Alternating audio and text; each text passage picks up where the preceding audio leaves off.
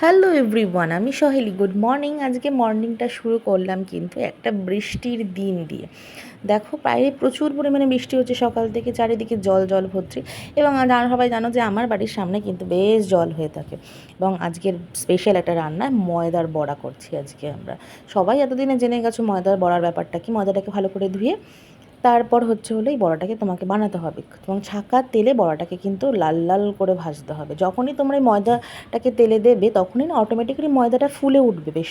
তারপর বড় বড় সাইজে আলু কেটে নিয়েছি, কড়াইতে তেল গরম করতে দিয়ে এর মধ্যে কিছুটা জিরে দিয়েছি এবং গোটা গরম মশলার মধ্যে এলাচ এবং দারচিনি, আলুটাকে দিয়ে ভালো করে নুন দিয়ে একটুখানি ভেজে নিয়েছি। ভেজে বলতে লাল লাল করে ভেজেছি।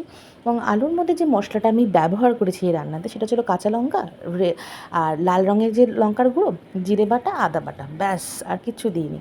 হলুদ তো দিতেই হয়। আর আমি কিন্তু আজকে বড়াটাকে আগে দিয়ে ভালো করে কষিয়েছি। তোমরা চাইলে এটাকে পরেও দিতে পারো, এই রান্নাটা খুব ভালো লাগবে খেতে, দেখো।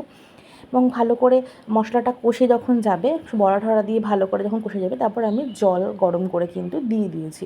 এবং এখানে একটু ঝোলটা বেশি রাখতে হবে, কারণ ময়দা এটা টেনে নেয়। তারপর যেটা আমি করেছি রান্নাটাতে, রেড কাউয়ের ঘি ইউজ করেছি। আর আমি তো ঘি ছাড়া রান্না করতেই পারি না। তোমরা আমাকে জানিও রান্নাটা কেমন হয়েছে, তোমরা সবাই ট্রাই করো বাড়িতে কিন্তু।